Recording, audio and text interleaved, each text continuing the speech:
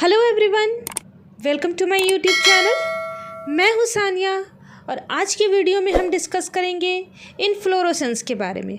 So let's start. Inflorescence is the arrangement of flower on the floral axis. Floral axis पर flower का जो arrangement है, किस तरीके से फ्लावर अरेंज्ड है, इसी को हम लोग कहते हैं इनफ्लोरेसेंस। अब बात यह आती है कि फ्लोरल एक्सिस है क्या। तो फ्लोरल एक्सिस बेसिकली वो टहनी है जिसमें फ्लावर अटैच होता है। टहनी जो है वो दो तरह की हो सकती है। एक मेन टहनी होती है या मेन स्टेम होता है जिसको हम लोग कहते हैं पेडंकल, एंड पेडंकल से फिर डिफरेंट ब्रांचेस निकलते हैं जिसको हम लोग पेडिकल कहते हैं।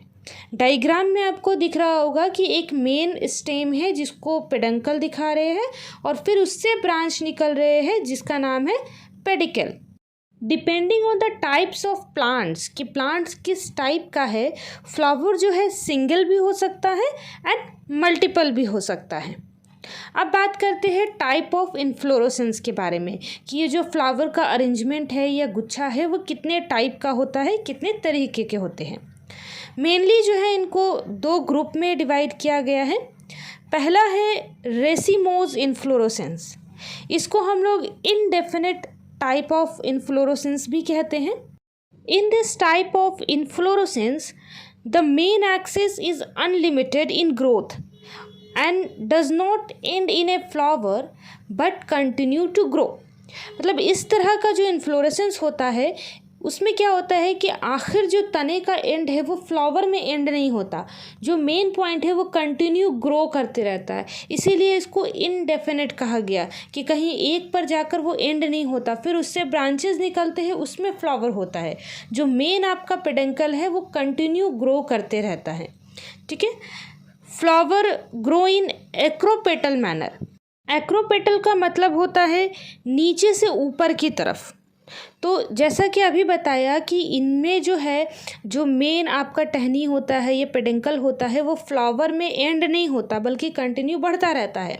तो ऊपर की तरफ बढ़ रहा है यानी फ्लावर पहले नीचे आएंगे, पुराने वाले फ्लावर नीचे होंगे और नए वाले फ्लावर ऊपर आएंगे, क्योंकि ऊपर की टहनी बढ़ेगी, फिर उससे ब्रांच निकलेगा, उसमें फ्लावर होंगे, फिर वो बढ़ेगा, फिर ब्रांच निकलेंगे, फिर फ्लावर होंगे।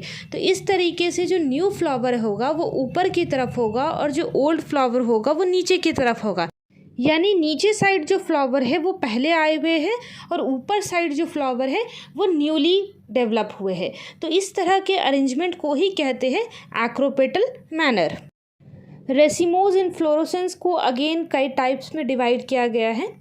उनमें से कुछ मेन टाइप्स है रेसिमी। इनमें जो है मेन इलोंगेटेड एक्सिस जो है स्टॉक जैसा फ्लावर बियर करता है। इसके एग्जांपल्स हो जाते हैं आपके मस्टर्ड, गुलमोहर। नेक्स्ट टाइप होता है स्पाइक। ये बिल्कुल रेसिमी जैसा ही होता है बट इसके फ्लावर जो है वो सेसाइल होते हैं और अनस्टॉक्ड होते हैं। इसके एग्जांपल्स हो जाते हैं आधाटोडा। नेक्स्ट टाइप है कॉरिम्ब। ये जो है शॉर्ट होते हैं और स्टॉक्ड फ्लावर जो है बियर करते हैं और इस तरीके से अरेंज होते हैं कि सारे के सारे एक लेवल में प्लेस्ड होते हैं। इसके एग्जांपल हो जाते हैं लैंटाना या चेरी। नेक्स्ट टाइप है अम्बल। All the flower arises from the one plant. इसके एग्जांपल आपके हो जाते हैं कैरोट या कोरिएंडर। ये थे रेसिमोज इन्फ्लोरेसेंस के टाइप। अब जो सेकेंड मेन टाइप है इन्फ्लोरेसेंस का वो है साइमोज इन्फ्लोरेसेंस। इसे डेफिनेट इन्फ्लोरेसेंस भी कहते हैं क्योंकि इनमें जो मेन एक्सिस होता है उसका ग्रोथ लिमिटेड होता है, वो टर्मिनेट हो जाता है इनटू द फ्लावर। जैसे रेसिमोज में बताया था कि जो मेन टहनी है वो कभी भी एंड नहीं होती फ्लावर में, वो कंटिन्यू ग्रो करते रहती है। लेकिन जस्ट उसका अपोजिट साइमोज के साथ होता है कि जो मेन एक्सिस है वो एंड हो जाता है, टर्मिनेट हो जाता है into a flower. They are basipetal in manner.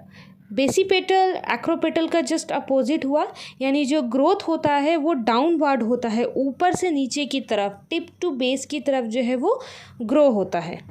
इसलिए इनमें जो न्यू फ्लावर्स होते हैं वो नीचे की तरफ यानी बेस के पास प्रेजेंट होते हैं और जो ओल्ड फ्लावर होते हैं वो टिप के पास देखने को मिलते हैं। तो ये थे इन्फ्लोरेसेंस के इम्पॉर्टेंट टाइप्स। आई होप आपको वीडियो अच्छी लगी हो, तो वीडियो को लाइक करना, चैनल को सब्सक्राइब करना, कमेंट करना और शेयर करना नहीं भूलिएगा। Thank you.